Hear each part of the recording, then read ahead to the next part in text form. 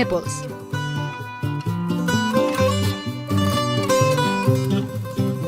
খ্রিস্টপূর্ব ষষ্ঠ শতাব্দীতে গ্রিকদের হাতে শহরটির গোড়াপত্তন।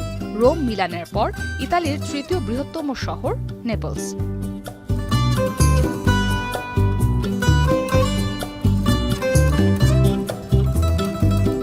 একটি সক্রিয় আগ্নেয়গিরি ভেসুভিয়াসের পাদদেশে অবস্থিত ছবির মতো সুন্দর এই শহরটি।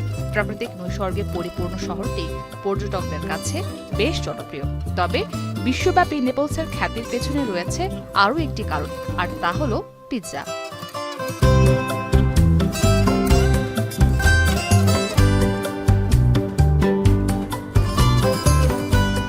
বিশ্বব্যাপী জনপ্রিয় এই খাবারের জন্ম এই নেপলসে।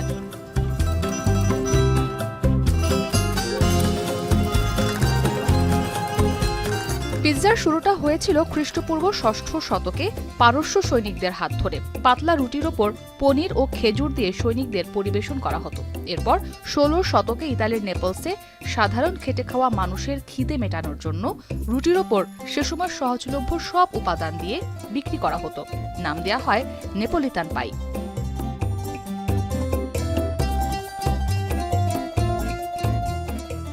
১৮৩০ সালের দিকে রাফায়েল এসপাসিতোর তৈরি পিৎজা মার্গারিটার মাধ্যমেই শুরু হয় মুখরোচক এই খাবারটির আনুষ্ঠানিক যাত্রা। এলো ভিশন মুশকিল আসান অফার। যে কোনো ব্র্যান্ডের পুরনো ফ্রিজ নিয়ে চলে আসুন ভিশন শোরুমে আর নিয়ে যান নতুন ভিশন ফ্রিজ 20% পর্যন্ত ছাড়। তখনকার সমাজ ব্যবস্থায় ইতালির উচ্চবিত্তরা স্ট্রিট ফুডকে খুব একটা ভালো চোখে না দেখলেও দিন দিন বাড়তে থাকে পিৎজার জনপ্রিয়তা। ১৮৮৯ সালে দেশটির তৎকালীন রানীকে পিৎজা মার্গারিটা পরিবেশন করা হয়। মোজারেলা, বেসেলস আর টমেটোর স্বাদে ভরপুর পিৎজা মার্গারিটা রানীর মন ছুঁয়ে যায়। এরপর ধীরে ধীরে বাড়তে থাকে পিৎজার জনপ্রিয়তা, হয়ে ওঠে নেপলসের প্রধান খাবার।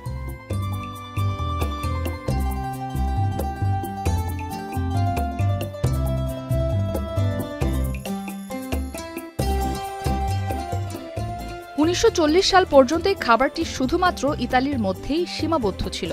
এরপর ইতালিয়ান অভিবাসীদের হাত ধরেই সুস্বাদু এই খাবারটি পৌঁছে যায় যুক্তরাষ্ট্রে, জয় করে মার্কিনদের মন। তবে ইতালির চিরায়ত স্বাদ থেকে বেরিয়ে যুক্তরাষ্ট্রে পিৎজা পেল এক নতুন স্বাদ। মোজারেলা, বেসেলস আর টমেটোর বদলে সস, চিজ আর মাংস দিয়ে বেক করা হয় পিৎজা। আর এতেই ইতালির পিৎজার স্বাদকে ছাড়িয়ে যায় মার্কিনদের পিৎজা, যার প্রমাণও মিলেছে।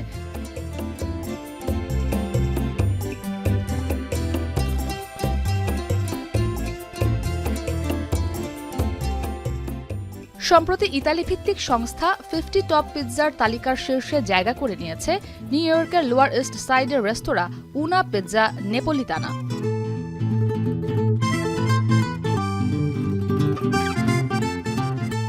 ২০২২ সালের মার্চে রেস্তোরাঁটি খোলেন অ্যান্থনি ম্যাঙ্গেরি। সেরা হওয়ার খবরে বেশ উচ্ছ্বসিত মার্কিন পিৎজা শিল্পের অন্যতম এই দিকপাল। তিনি বলেন, পিৎজার জন্মস্থান নেপলস থেকে এমন স্বীকৃতি পাওয়া সত্যিই ভাগ্যের ব্যাপার। এটি তার ৩০ বছরের ক্যারিয়ারের সেরা স্বীকৃতি বলেও উল্লেখ করেন ম্যাঙ্গেরি।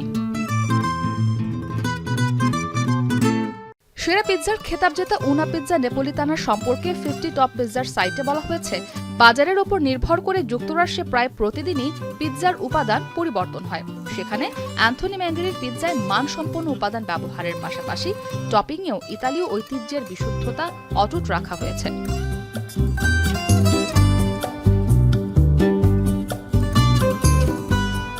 যুক্তরাষ্ট্রের নিউ জার্সিতে বেড়ে ওঠা ম্যাঙ্গেরি শৈশবেই পিৎজার প্রেমে পড়েন। সবচেয়ে সুস্বাদু পিৎজার খোঁজে ম্যাঙ্গেরির মা তাকে নিউ জার্সি, নিউ ইয়র্ক ও কেনেটিকাটের সুপরিচিত সব রেস্তোরাঁয় নিয়ে যান।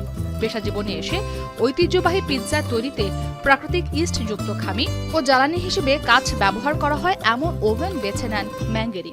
আর উপাদান হিসেবে নেন সেরা San Marzano tomato, Amalfi wild oregano, buffalo mozzarella DOP ও সিসিলিয়ান সামুদ্রিক লবণ।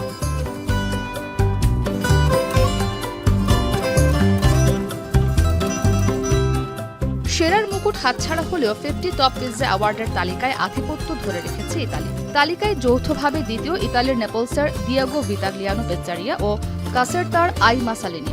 এছাড়াও তৃতীয় স্থানে রয়েছে জাপানের রাজধানী টোকিওতে অবস্থিত দ্য পিৎজা বার অন 38, আর চতুর্থ স্থানে মিলানের কনফাইন এবং পঞ্চমে লন্ডনের নেপোলি অন দ্য রোড।